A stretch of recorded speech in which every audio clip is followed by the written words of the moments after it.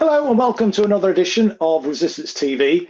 Tonight we're going to be discussing how the left should respond to the ongoing Labour purge. Originally we was going to focus on the attacks on local councillors. Only I think last week we saw 19 Labour councillors in Leicester being summarily sacked, one of whom I know personally has been a Labour Party member for 50 years, had served the party with great distinction and loyalty during that entire period. He'd been a parliamentary candidate, been the leader of the council in Leicester, and yet he's been thrown on the scrappy unceremoniously. But of course, that to some extent has been trumped by what's happened to Jeremy Corbyn this week.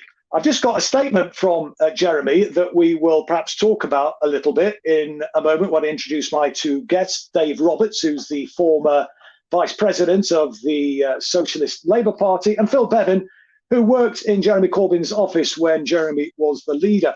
People may have seen on Twitter, Jeremy put a tweet out today saying, "I've spent my life fighting for a fairer society on behalf of the people of Islington North, and I've no intention of stopping now." And that was accompanied with a rather longer statement saying, "The NEC's decision to block my candidacy for Islington North is a shameful attack on party democracy, party members and natural justice. When I was leader of the Labour Party, I was determined to build a member-led movement that gave hope to a new generation.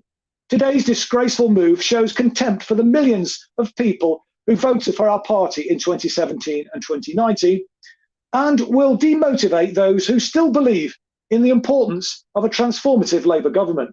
Now, more than ever, we should be offering a bold alternative to the government's programme of poverty, division and repression. Keir Starmer has instead launched an assault on the rights of his own Labour members, breaking his pledge to build a united and democratic party that advances social, economic and climate justice. I will not be intimidated into silence.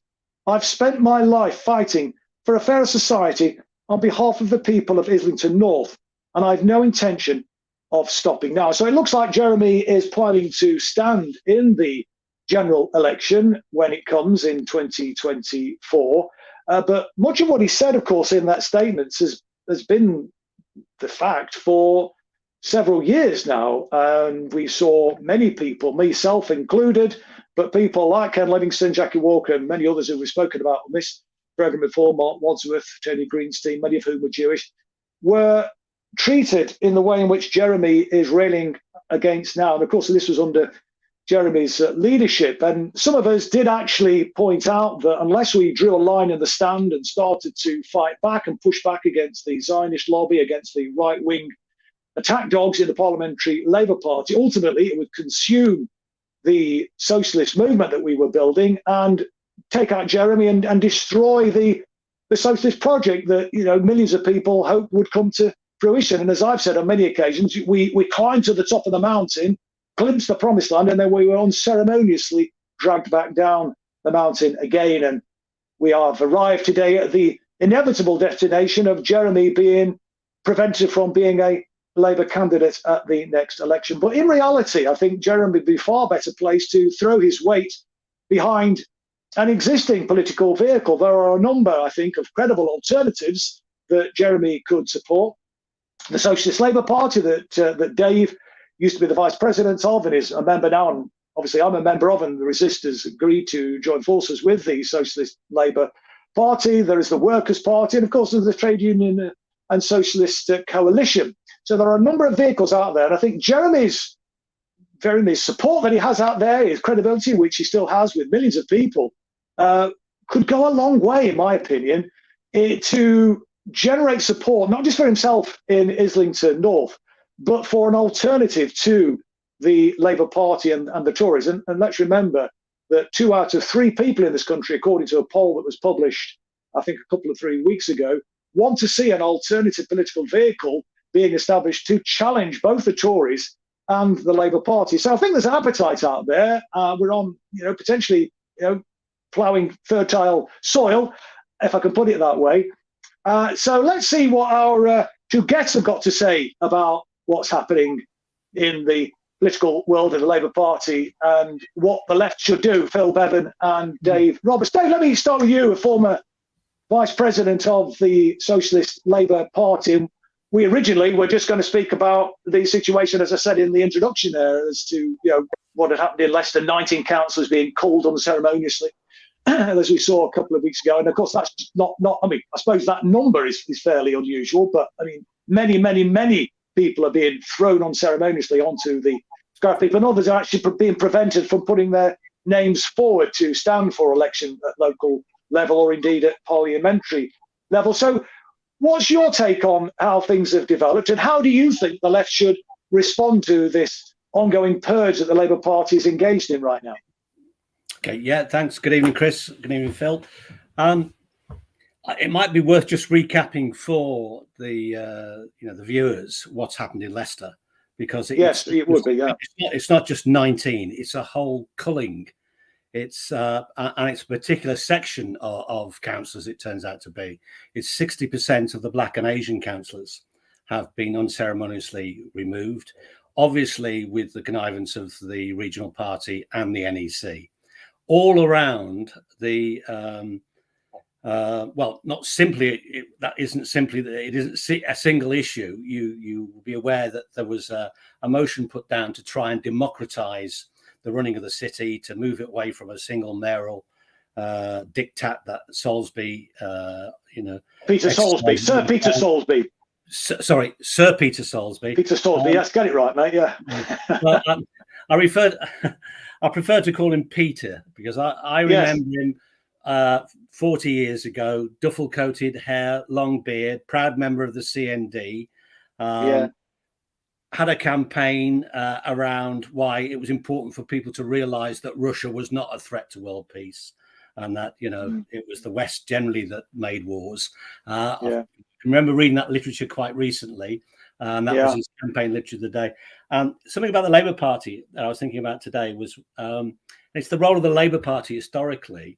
And so how do you get from that Peter Salisbury 40 years ago in a duffel coat to the Lord Mayor with gold and ermine round his neck?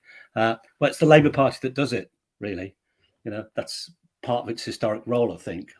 So for me, who's always been to the left of the Labour Party, I've always seen that process going on. So it's not. Although having said that, Dave, I know you're saying to the left of the Labour Party, but you did join the Labour Party when Jeremy became leader, and indeed were the chair of your constituency Labour Party. And I think in your speech for the role, I think you said something along the lines of, you've always opposed the Labour Party and throughout your entire political life. And if people are prepared to actually support you to take the role as the chair, then they need to, by the time I think you was elected unanimously, weren't you? So I was surprisingly, I was completely surprised myself. You're absolutely right. I made a speech saying I've spent my entire political career in this city standing against the Labour Party, everything it stood for, and campaigning for an independent working class voice to address working class issues that are, ordinary workers suffer from in Leicester. And so a lot of them knew me anyway, because I'd got a profile around elections. And I was more than surprised that the decision, 40, 50 people in the branch all raised their hands. But of course, I honourably resigned so I could come and support your election. Yes, absolutely. You were my agent in 2019, but after I've been unceremoniously kicked out. As Jeremy, the fate that's before Jeremy now. Just might be worth just reading a letter out to demonstrate how terse and how acrimonious this breakup of the Labour Party is proving, and I think will continue to prove. And it might be worth having a discussion around what's driving this, because it's not really just rousing the Labour Party, of course. It's really about trying to get the Labour Party re-elected. It's much bigger than that in terms of what's happening in the broader society. And I think it really is the establishment calling in the Labour Party to complete its historic task at a very, very critical point for the ruling elite, both in this country and in the Western world. This is a letter from one of the councillors who's been unceremoniously, and interestingly enough, this was one that decided to support the motion or not support the motion to democratise the running of the city council. So this is this was just to unpack that a little bit, Dave. I mean, this was to go back to a cabinet, cabinet on the council, rather than all the power being invested in an executive mayor, into a single mayor into a cabinet committee structure so that you could get all the talents in the room, that you could get differences of opinion, that you could get different parts of the city having their voice heard in the room, rather than a single, line of development to a single dictator. So seems perfectly reasonable for, and perfectly rational. But this is one councillor who's been unceremoniously dumped, really, after a lot of determined and good years of service to a local community. Right, dear City Mayor (brackets Sir Peter), I have emailed you privately and you have not replied. I am therefore emailing you publicly, and this is obviously where we've got it from. Please, can you tell me why you and Councillor Mustafa Malik invited me to your office at City Hall the day before the special council meeting? That was the one to consider the motion about changing the way the city was run, promising me that I had already been reselected and that my interview was great and that I am an excellent councillor.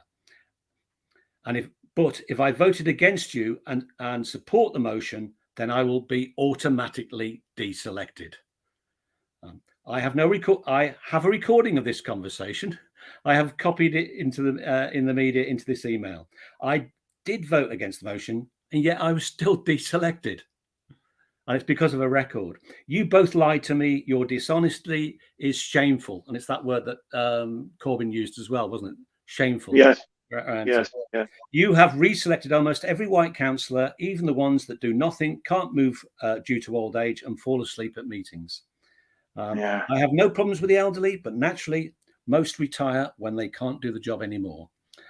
You have deselected every single Hindu councillor and lost the Hindu vote, but kept all Sikh councillors. That's not strictly true. I spent Sunday with some Sikh comrades, and they were offering various Sikh activists, safe seats, providing they supported the mayor's way of developing the city. A job should be given based on hard work and merit, not because of selfish agendas. Not only have you lost a loyal, hard-working supporter, you will now lose every Muslim and Hindu vote in the city. Good councillors left the Labour Party and joined the Tories, Greens, and Independent, and that's true. Some of the councillors have gone to the Tories, some have gone to the Greens, and some have gone Independent. And I should say it's not just that issue, because there are a couple of councillors who left before that issue was on the table because they'd had enough of the autocratic, anti-democratic. It's a curious jump for some of them, though, Dave, to join the Tories. I have seen that happen before. That illustrates, doesn't it, that there was never really a political motivation for those people to, get elected in the first place. But the Labour Party seems to be the appropriate vehicle. I've seen that happen in Derby. I've seen it happen in other localities. It's always very disappointing to see that. I can maybe understand people joining the Greens, perhaps, although that's a very dodgy outfit. But you could see some rationality in that. But to jump from Labour to the although having said that, of course, there ain't that much difference between Labour and Tories anymore, which we might get into in the discussion. But anyway. Well, exactly. You have proven that the quote "trust no one" is not just a cliche; it's a phrase in reality. The sad state of the world we live in, when politics, ego, evil, and power tear communities apart instead of compassion, kindness, responsibility, and love bringing people together. My hard work, charity, community, and voluntary commitments remain with my communities. I will carry on doing this. My kindness, morals, values, compassion, honesty and integrity, academia and intellect have got me very far in my life. But your nastiness will not last. Yours sincerely, Councillor. Now that is clearly acrimonious to the nth degree. It's not just the usual falling out. It's I think it's because the establishment realised it's the end of the road for the Labour Party in its traditional role, which is actually keeping socialists and people who want to see radical socialist change, to corral them in the Labour Party and keep it within the bounds of social reform rather than social revolution. And I really think that we're historically at a stage where the Labour Party is it's moribund and it's dead now. And what we've got is a corpse of the old Labour Party that really is only kept twitching by I think it was Trotsky who talked about the corpse of social reformism being kept twitching by maggots who the corpse is dead, but there is still movement there. But it's meaningless in terms of the future of society as we go forward. And you know, looking at where we are, the fascisation of Britain, and it is becoming very, very, apparent, I think.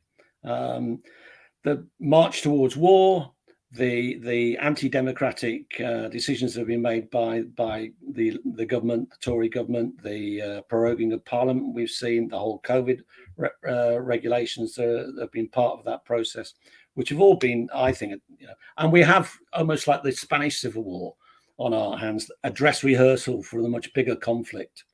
And of course, they are talking about the bigger conflict to come and preparing the ground. I don't know whether anyone saw on Lorna Koonsberg, the culture secretary, talking about the bleep that we're all going to get next week, which is the emergency. No. Oh, well, every phone is going to sound, and you're going to get an emergency message which says this is a government emergency, national emergency warning system. Please, and your phone stops apparently until you press that you've heard it. And he was asked why. Lorna Koonsberg asked him, what was that about? And he said, oh, well, it's about national emergencies. It could be about, he said, maybe there's a flood in an area and we need to warn people across a wider area that, there's an emergency and they need to move or whatever, or follow the instructions that you receive on your phone. And it was like that. Within a week, Radio 4 on Saturday there's a show there where they look back at various BBC Radio 4 broadcasts, and they were looking at the preparations for the nuclear bombing of Britain by Russia. Right. They've got all the reels from 25 years ago, and they actually related it to the warning that we're all going to the next 2-3 weeks. Ben Wallace said war is coming within 7 years, didn't he? A few weeks back to Britain. So I mean, this is a. So just on this point, before I bring Phil in, then, Dave, what's your thoughts then about how the left should respond to this? Well, to the ongoing Labour purge, which is part of a wider agenda I think you're setting out there. What should the left do? I mean, how should they respond to this? Well, it needs, there's no way around it. We need a mass movement, and the mass movement needs a party, and the two need to go hand in hand. And there's nothing fundamentally wrong with the infrastructure of the Labour Party, in the sense of it has a broad appeal across society. It has direct links to the trade union movement, and it's for now.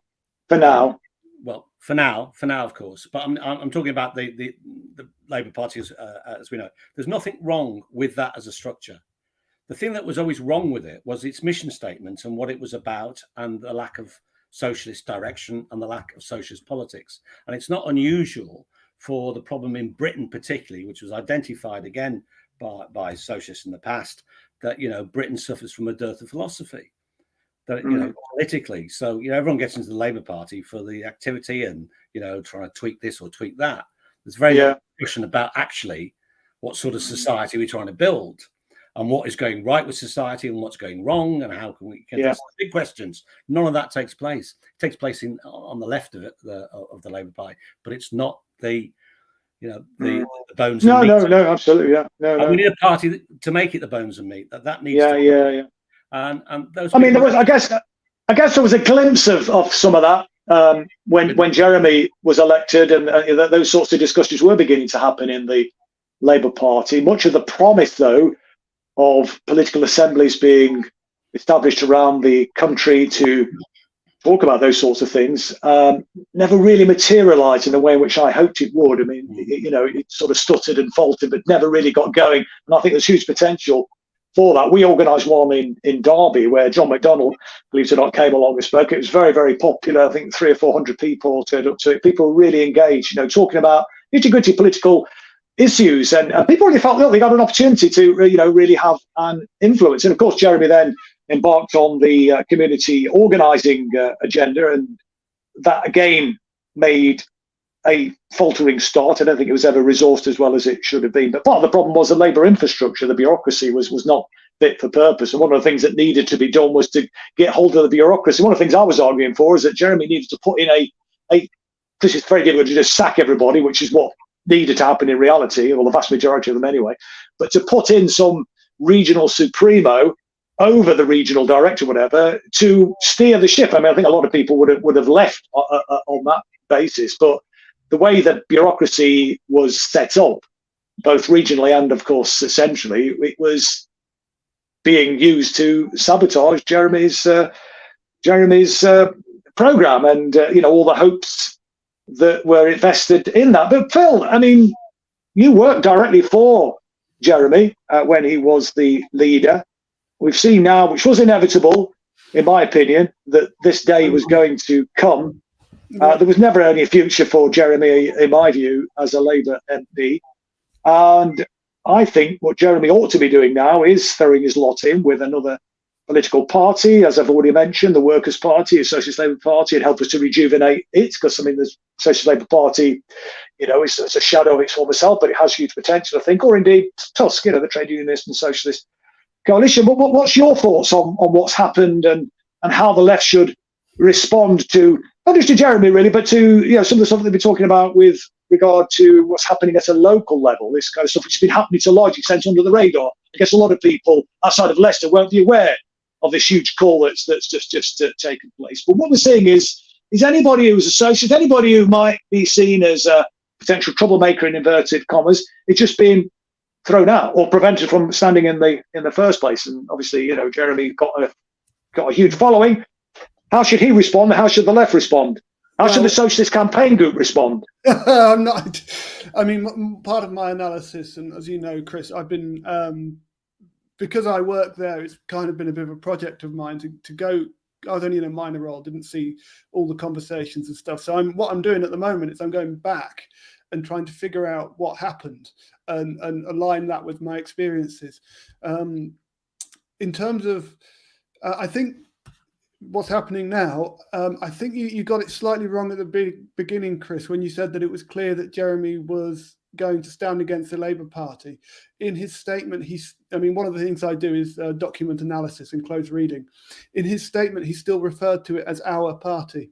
Yeah, that's true, yeah. So my own view, we had that article in the Times a few days ago, which suggested that he would be standing as an independent. I think that's a load of nonsense in terms of the content of that article. I don't know, I can't speak for Jeremy, but again, I'm reading what I see, and my impression is probably that he's not made up his mind yet. Right, yeah. But I don't, just because that came out and it hasn't panned out, and we've seen things like that before, talking about he might run for the Mayor of London, that kind of stuff, with very similar framing. And I think to really understand what's happening now and how kind of we need to respond to it, I think we do need to kind of turn the clock back a little bit, because a lot of the debate that happens, a lot of the talking about this that happens on the left is that, isn't Starmer bad? It's all Starmer. Starmer's an authoritarian. I mean, that's all true. He is. He's terrible. But as you will remember, Chris, in particular, this kind of authoritarianism isn't only something that's linked to Keir Starmer.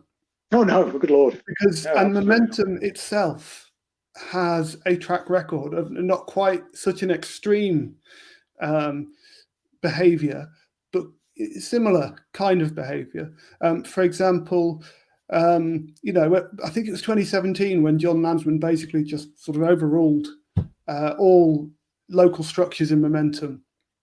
Yes, I remember that. I think John Lansman was a fifth columnist. I think he was ever been a genuine socialist. I mean, I think the evidence of the last few years proves that beyond any shadow of a doubt, in my opinion, anyway. And then you had the whole thing around Jackie Walker. And what's really interesting in there is that there's an article that came out in October 2016, I think, and it was briefed to the New Statesman by various Momentum insiders, people actually quite high up. And I don't think they identified themselves. But what they did say is that they distinguish between two types of left-wing people. So you had like the new left-wing Momentumites who were relatively mainstream and wanted to get on with mainstream Labour, the Blairites. And by contrast, you had the canary reading conspiracy theorists. And what I've seen and what I believe happened is that Momentum used the weaponization of anti-Semitism allegations, among other things, to purge the party of political undesirables, and ultimately they supported that campaign. And I think it flows from that kind of ideology of this sort of mainstream professional political operation versus community activists, fighting for their rights in their communities and real social change.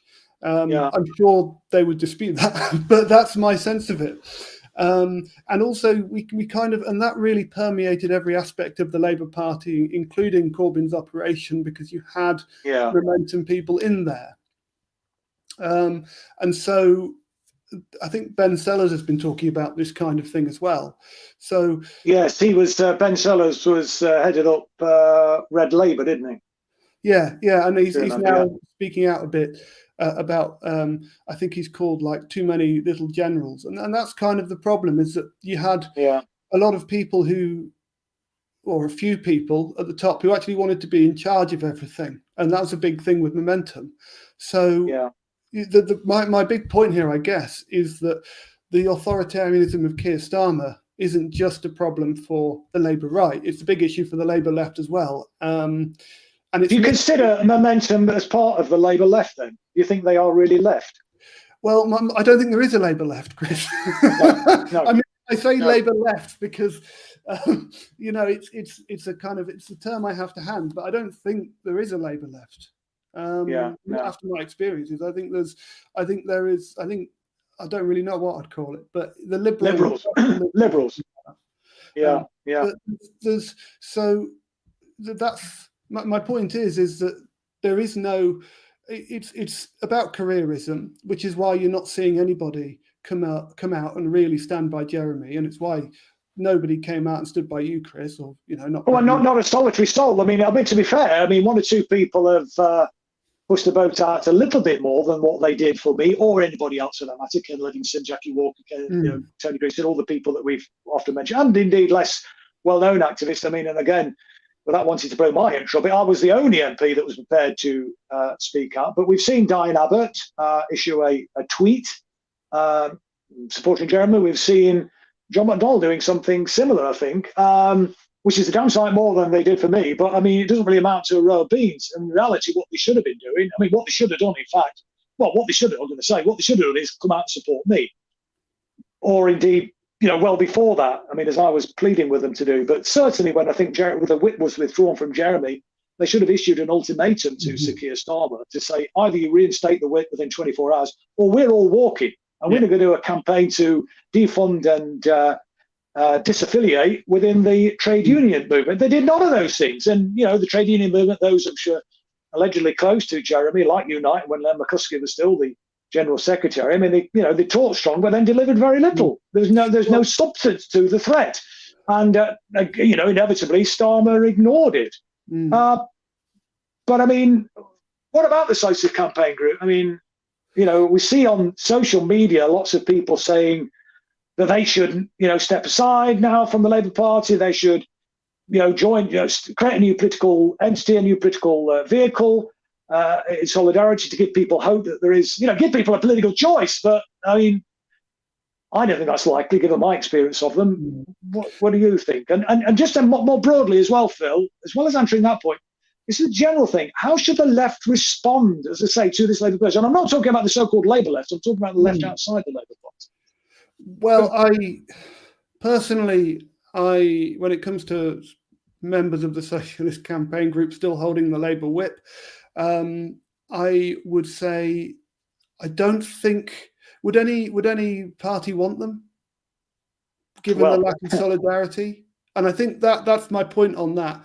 It's also my point on the Labour left in general, as I think there's some very good people in it, but the Labour left, as we experienced, is part of the problem. And one of the big issues that Corbyn had is that he just did not have the backing from people, the Labour left. It wasn't there, as you experienced with. Well, I mean, you say that. I mean, I think he didn't have the backing of senior figures on the so-called Labour left in the campaign group and all the rest of it. But I mean, there was massive support for him, wasn't there, in the country? Oh yeah, yeah. From grassroots. Yeah, but which was never really utilised that. But what we can do now, I think you're right. I mean, I think one of the big things is campaigning to ensure that unions disaffiliate from Labour. I'm not sure how people feel about this, but I've cancelled my contribution to the political fund to Unite because I don't think. I think basically you need to hit them where it hurts. And a lot of the we need to be slightly careful on that. If I just got to cross you there, Phil. I mean, I take your point about with withholding your contribution to the political fund at the moment. But of course, the political fund is much wider than simply affiliation to the Labour Party. And I think trade unions do need to have a political fund so that they can campaign. This is part of the anti-trade union legislation that the Tories brought in, that so-called Labour government, the new Labour government under Blair and Brown, of course, never did anything about. They left all those anti-trade, or the vast majority of those anti-trade union measures in place. So I think it's important, I think, that we make that distinction, that when it comes to a ballot about whether the unions should have a political fund, people need to be voting in favour of that, because it's not just about affiliation to the Labour Party, is it? I fully agree with that. I mean, I agree with the political fund in principle. I think it's absolutely essential that there is one. My point is using it as leverage, because part of the problem with the political fund is because it is separate to it doesn't just go on the Labour Party, but a lot of the trade union funds also go into organisations that are not formally affiliated to the Labour Party, but are still used as effectively Labour Party outriders and are staffed and organised by Labour Party people. And I think there's a whole informal structure of the not Labour left, but Labour aligned left that is part of the problem, and it's why it's harder for smaller parties to get off the ground. So, we've got to be quite hard on this and just say, no more obsession. How should we go about doing that, Phil? I mean, and we've spoken about this on this show in the past, in terms of where the left then should respond, or how the left should respond. That's one of the things you're saying, is that we should mount a defund and disaffiliate campaign. I mean, how should that manifest itself, and what needs to happen? Because we could talk about it, but what practically needs to be done in order to...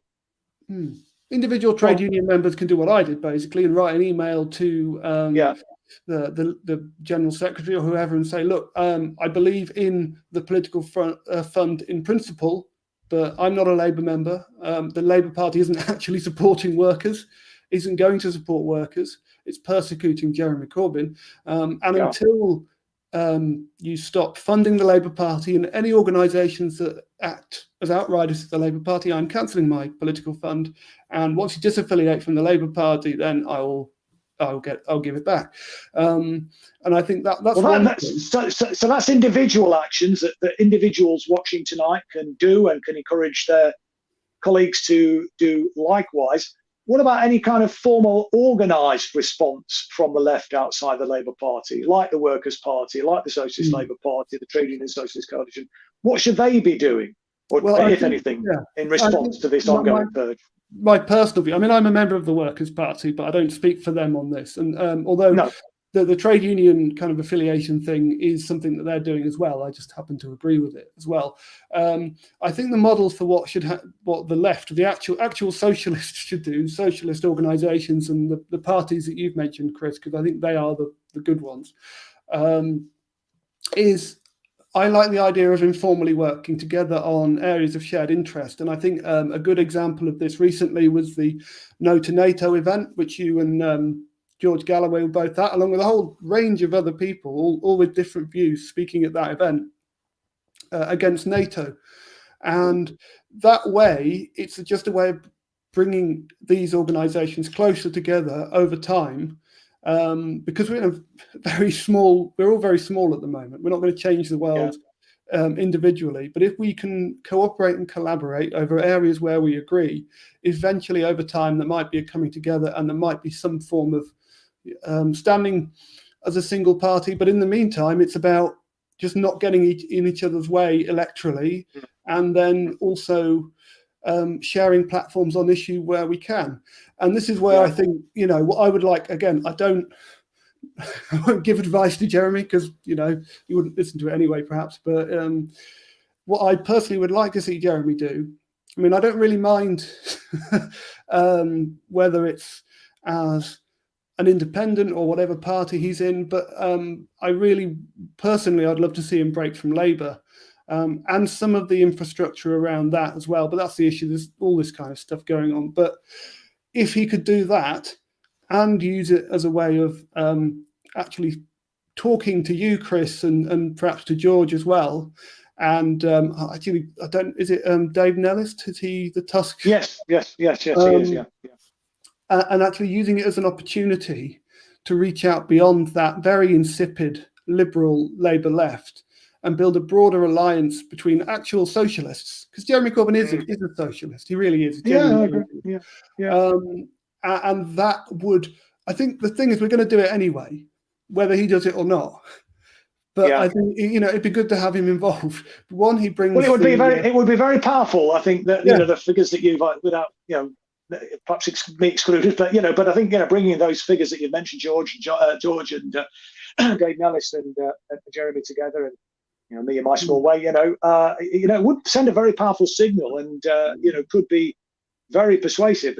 I mean, the biggest figure in there at the moment, of course, just in terms of the following, because of the advent of social media and so on, is of course Jeremy, and he's got over 2 million followers on social media right now. So he has a huge pull, a huge sway with lots of people, and if he were to do as you suggest, I think that that could be incredibly powerful signal and influential on the outcome of the election. I mean, it wouldn't just be, in Jeremy's constituency where that could have an impact. It could be over a much wider field. Was there anything else you were just going to say before I go back to Dave? Yeah, no, I guess the point I was kind of trying to make with regards to Jeremy is that his sort of, I don't know if you'd still call them allies, but the other members, the Labour members of the Socialist campaign group, have already sent the message to Jeremy. They've basically said that they're not going to follow him out the door, which means they've said you're on your own unless, and John Landsman's been saying it as well. There's an article in Labour List. I mean, not that anybody would expect any different.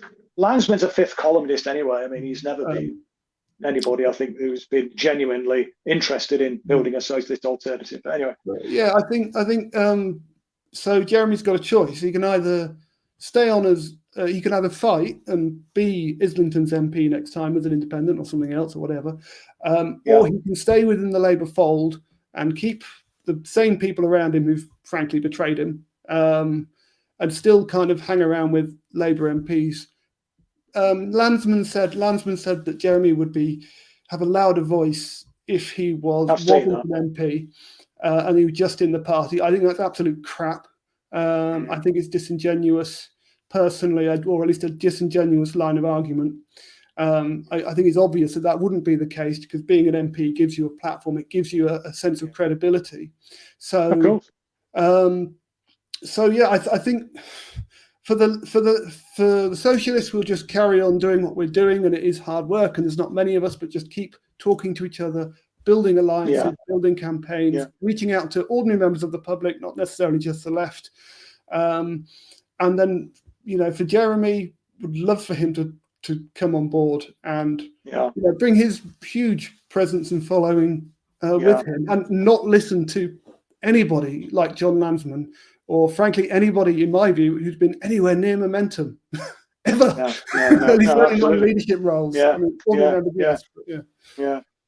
me just come back to that. By the way, apologies to our viewers. I don't know if you're seeing the jumpy picture of Phil as I am. I mean, you look like a character from the 1980s called Max Headroom, which is jumping around all over the place. But I don't know if it's just my system when that's happening. But you're still jumping around all over the place now, mate. I don't know what's going on. But for Dave, I mean, what's your thoughts? I mean, how would you respond to some of the points that Phil's just mentioned there about the kind of individual action that members could take a I collective would, response as well. I'd go one step further to Phil's suggestion about asking individuals to remove their support for the political fund. A campaign around agree with political funds. At the end of the day, the political fund is about the trade unions trying to get political representation. That you tell them exactly where you are sending your political fund. That you decided you're going to send your political fund to, if it's you, the Workers' Party, or the People, Socialist Labor Party, Tusk, or whatever. We are sending, etc. And you campaign for the union to disaffiliate and to join a proper socialist organisation. And that you'll come back on board at the end of the day, because at the end of the day, the rank and file of the unions are being had over by the Labour Party, and historically, but increasingly, completely had over by the bureaucracy in the trade union movement and its relationship with the Labour Party. And it's that campaign, a rank and file campaign within the trade union movement, that I think we should focus on. I've got a thing about, I'm slightly surprised to hear that you think Jeremy may not, stand against the Labour Party. I think you're probably right. You could be right on that. It's the thing I had about problem with people becoming independents, and you think, why have you become an independent? It's obviously the first step, isn't it? You go out the door, and it's probably just you, and you have to become so. But you say, I'm going to become independent. Well, what is that? What's that mindset that says that that's a solution to a purge of your ideas? Is I will go away by myself and campaign for myself, you see. And I think that's a view of the sort of social democratic, almost, Christian Judaism view of the Labour Party or of politics generally, is that actually is all we need to do is get good people to get, you need to vote for a good person. You need to stop voting for those bad people in the Labour Party or the Tory party and vote for me because I'm a decent, honest person. Well, that's how the church works. Vote for the vicar, follow the vicar, follow the what's it. We in the Labour movement have got to build a movement which is, a collective response to our problems. That it's not about representing people; it's about engaging people.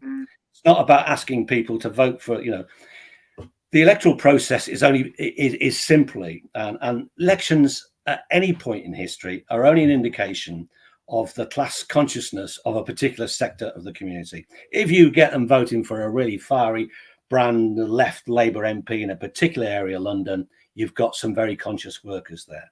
If you've got them voting Tory consistently in some other area, you've probably got a less conscious a bunch of workers. It really is that thing.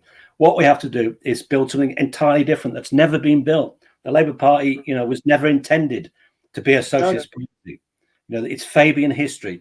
Its clause 4 was written to stop the development of a revolutionary socialist movement in the UK. That's its whole purpose. And that's why I come back to the point. I think that, this is the end, really. And I think the panic, the fact that John McDonnell can support Corbyn but couldn't support Ken Livingstone or yourself, Chris. Now he comes out. It's not panicking about there goes another left, awkward squad member that the Labour Party needs to, move off out of the public eye because he's actually attracting a lot of support for some of his socialist ideas. 2, actually, you can't do that, Keir. I think the thing is you can't do that, Keir, because you're likely to put the last bloody nail in this Labour Party and its historic role of corralling the working class and keeping it within the parameters of social reform. This is your danger. And I'm sure that's Labour left's concern about the Corbyn thing. And I also want, why on earth, as a socialist, and with a following that Jeremy's got, and with the perspective that he's got, and his record on a lot of issues, why on earth would you want to go back into the Labour Party? Why would you be clamouring to get back in there? Because it's, what, to have another 100 years of its history, to rerun that for the next 3 generations. I just can't, get my head around why people. The short time I spent in the Labour Party, which was only during the Corbyn period for over 6 to 8 months. I mean, I was I mean, I've been told stories, but I was slightly surprised at the acrimony, the backbiting, the factionalizing, the ripping of each other apart, even at branch level, the way that people who were solicitors, teachers, bloody lawyers, stood for being abused by the party machinery. And I couldn't get out, why do you stand for this? Why on earth do you stand for this? And Stockholm syndrome, mate. Stockholm syndrome, maybe. Stockholm syndrome. There is definitely a psychology at work, and I think what you've got with the Labour Party now I think terminal decline historically, and pretty shortly to be, probably finished. You've got institutional paranoia, political paranoia, and when you've got an individual at the centre of a national party reaching down to the ward councillors on the back streets of Leicester and examining or being told what it is they think and what it is they don't think and why they should be unceremoniously tipped out, you really are dealing with mass political paranoia at the centre of an organisation. That it can't even any dissent cannot be entertained by this organisation now. And why you'd want to go back to that organisation? Well, because the Corbyn era, of course, the Corbyn success was that 300,000 new members who were all, they weren't old hacks that were coming somewhere, myself. They were predominantly young people, a new generation, aspiring for a new world, and they saw Corbyn as possibly the person that could galvanise them. Yes, indeed. And I think he could. And I think he could have been that. And I think it could be. But what I'm saying is, that's the sort of movement that we need to be building now. That's the sort of approach that we need to orientate around, not, the left of the Labour Party, or whether the Labour Party needs to be, whether people need to go back into that Labour Party, or whether unions need to stay in. And what will happen is that 300,000 new members, loads of those were, of course, bloody trade unionists. They will be the people. Absolutely, yeah. But just on your point, Dave, about this is a kind of death knell for the Labour Party. I mean, and I hope that's true.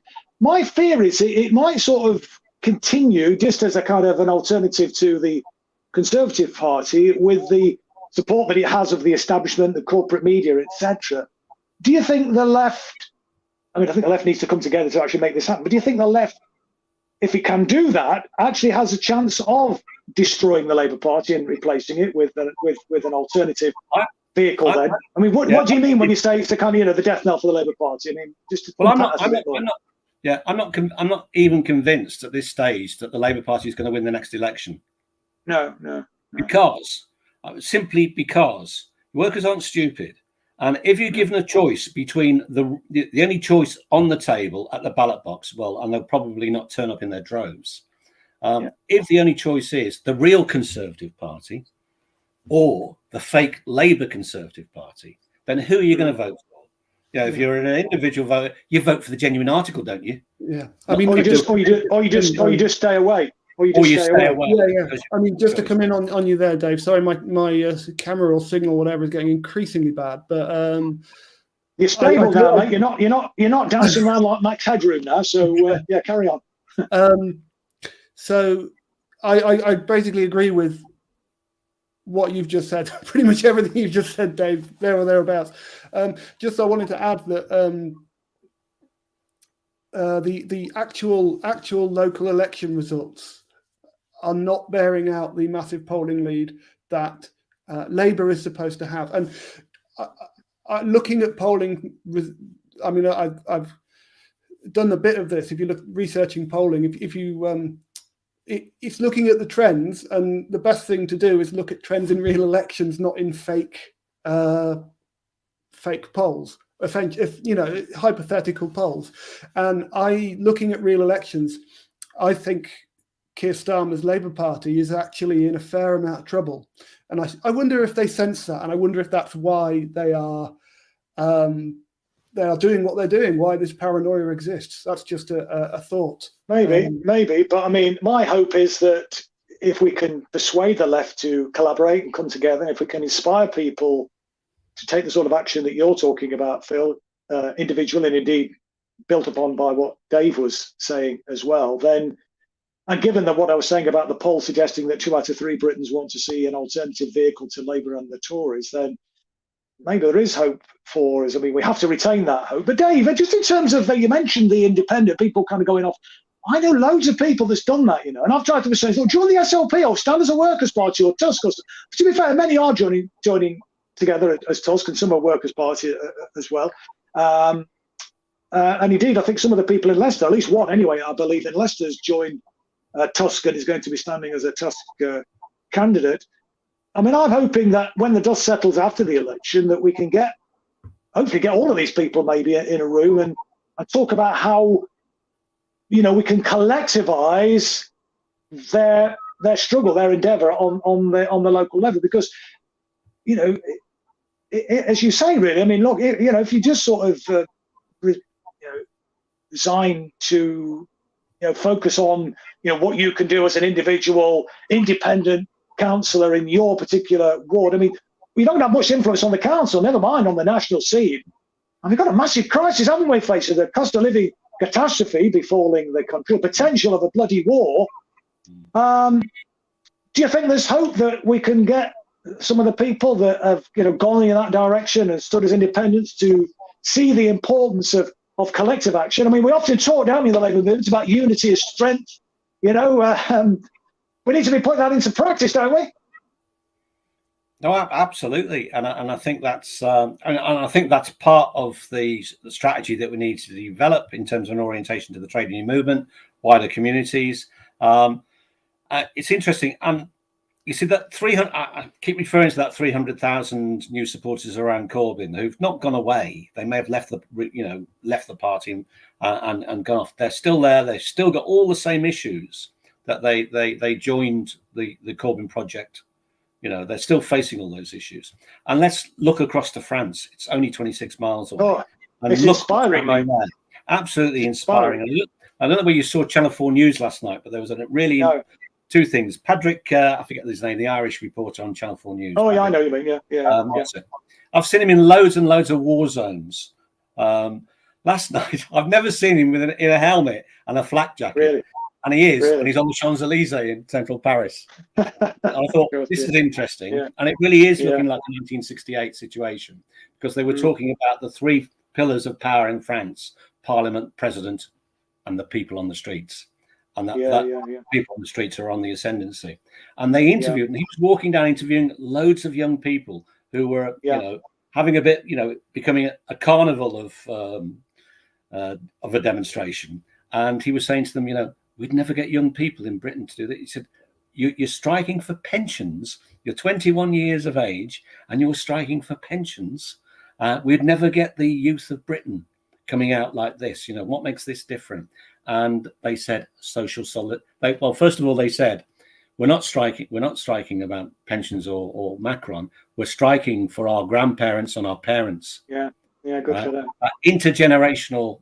And another member of the demonstration followed on and said, we have and have had for years, and it is the slight difference, social solidarity in France, and it's that has been turned over by the attempt to turn it over by Macron. Dave, I think we had social solidarity in this country to some extent, but it was wrecked, wasn't it, by successive governments from Healy and Callaghan to Thatcher to Major to Blair to Brown. Society was the famous idea. Back the state, no such thing as society. So it's a bit of and I suspect our 300 members of the Labour Party are no different to that French youth generation. No, I agree. Yeah, and people used to say, you never get people turning out in the numbers that used to do in the 1970s. You'll get people to meetings, and we saw thousands of people turning up for Jeremy's meetings when he stood as the. I remember. We went to Parliament Square when the coup, I think it was either the night before or the day after the coup against Jeremy, the PLP pushed that. I think it was actually the night before the vote of no confidence in Jeremy. And I remember Tosh MacDonald, who was the the president of the train drivers union, saying that we had massive meetings when Jeremy stood for the leader last time, but next time I'm going to have to hire sports stadiums to accommodate the numbers of people turning out. Now, we didn't, well, actually, there was an occasion where he did speak to a sports stadium. Now, we may not have hired sports stadiums, but we had to have all those rallies outdoors. Thousands of people turned up. The entire, I mean, the place where I live in Derby, the Cathedral Green, it was completely packed with thousands and thousands of people, which you could not have fitted into the Roundhouse in Derby when Jeremy came. That was packed when Jeremy came. We thought that was brilliant in 2015. So, you know, if you give people, you know, the impetus, if you give them the reason and to feel inspired, and give them the reason to vote, to get engaged, they will turn out, I think, in this country, as they're doing in. Yeah. But so I think David was just going to say something else, then I'll bring you back, Phil. And I was just going to come back to the Corbyn phenomenon of, you know, he's clearly aware of all that. He's clearly aware of how much influence he can have and what potential his followers and him has to build something, you know, outside the Labour Party, a mass movement outside the Labour Party. But of course, you know, what will we see? The mindset of our party, and you know, I remember Tony Benn before he died. I remember being in meetings with him, and you know, Labour Party through and through. It's Anna used to say, you know, well, don't worry about it. You know, the thing is, a bird. It was the thing about a bird having two wings was his famous. Yeah, in order to fly, it has to have a right wing. And I remember a meeting standing up and saying to him, Tony, it's not a problem, the bird having two wings. It's where the fucking bird's flying to is the problem. And that's what the Labour Party will never get round to discussing, you know? Never get round. Phil, just briefly then, because I want to just ask one other question before you go. We've only got about a few minutes left now. So, Phil, what was you just going to say? I was just going to say, actually, Jeremy is very self-effacing. So if you ever spoke to him, I mean, as I have, I don't think that he would acknowledge the power that he has, because he would say it's all down to all these other people. And I think there's an element of the problem there as well, because, you know, he sees himself as part of the Labour Party and it's all part of a collective effort. Now, I'm not saying he's not going to stand as an independent. I'm saying I don't know. I'm saying we shouldn't assume that he is. In terms of just quickly on the social solidarity point, and going back to Momentum, in many ways, their social philosophy, I think, is a continuation of Blair-era identity politics. And again, you've got an element of, and this is part of kind of containing Corbyn and Corbynism within the Labour Party again. It's they will not allow you to be kind of part of the wider left as defined by Momentum if you leave Labour. So it's all about containing them. Just very briefly then, we've only got about 3 minutes. We might just sort of go slightly over. I'll just go to you, Phil, and then get your reaction as well, Dave, if I may. I saw a couple of days ago that there were a substantial number of socialist members of the Unite National Executive Committee who are pushing for disaffiliation from the Labour Party. Are you hopeful, Phil, that that will succeed?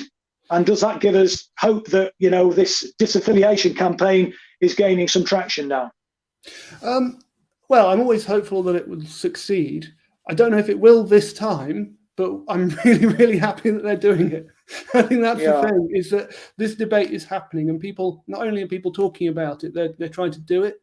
And so even if it doesn't succeed this time, there will be a next time. And I think that's fantastic. I think it's absolutely brilliant. Dave, in the last couple of minutes, what's your thoughts on Unite? I'm hoping they will disaffiliate, and I'll be, you know, I'm a Unite member, and I'll be campaigning for disaffiliation, and not just disaffiliation, but for the funding of socialist alternatives. No, indeed. I mean, we're all obviously hopeful. We're all hopeful, Dave. I mean, do you think, though, the fact that I think there's 10 of them on the NEC, I'm not sure how many's on the Unite NEC actually, but that's a substantial proportion. Do you think that, given that there is this substantial block on the NEC, that means that it's more likely to succeed or not? What's your thoughts on that? I don't hold out hope for the current leadership of Unite, even if it's left at the moment, because it still is. You know, I remember, I mean, McCluskey, when austerity, and I work in a project that was nearly wiped out with austerity. Unite said, McCluskey said, they would not allow austerity to be implemented by the then government. that they would organise. They couldn't organise a general strike. They would organise a whole series of coordinated strikes and prevent austerity. There wasn't a single strike called. And they're not strikes. There was demonstrations which take place on a Saturday on my time and workers' time, and not the boss's time. So, you know, they're practically ineffectual, unlike the French, who seem to know how to organise these things much better. But this decision, though, Dave, it won't be down to the leadership, will it? I mean, if they push it, it'll be down to the conference, won't it? I mean, and you think they've got... It will be down to the conference. And you know, letters are already out. Yeah, well, you would have had one, Phil, about retaining the political levy. And they're already out and they're campaigning around, you know, keeping it, and obviously the implication being support for the Labour Party or its direction going to the Labour Party. Can I just come back to a point that Phil made, which, about Jeremy's self-effacing? This will be the last word. Then we'll have to close, my friend. All right. Well, I think it's just you know, the brief association I've had with Marxism. You know, I think it was Lenin who said, you know, at different points of history, you know, classes are led by parties. Parties are led by committees, and committees are led by individuals. And at specific points of history, individuals can actually represent the interest of the entire class, you know, at specific points. And that's what, you know, people, the Labour left, and people like, you know, Corbyn, when he's had movements built around him, has not realised. And, you know, if he self-effaces out of that responsibility, then that really is a shame. It is a shame. Well, on that hopeful note and that quote from the great Lenin, we're going to have to close it there. Let me thank Dave Roberts and Phil Bevin. I think it's been a really stimulating discussion. I hope it's encouraged people watching this evening to take some of the actions that Dave and Phil have been recommending that you do. This is a topic I think we're going to have to return to in the fullness of time. I think Phil and Dave are a great double up. We've had you two on before, and it's always been really, really interesting show when we got you two together. So we might need to make you a regular feature, the pair of you. Thank you both for joining us this evening. Thank you, everybody, for watching this evening. Hopefully we'll be back next week at the same time on Resistance TV. So until then, enjoy the rest of the evening and good night.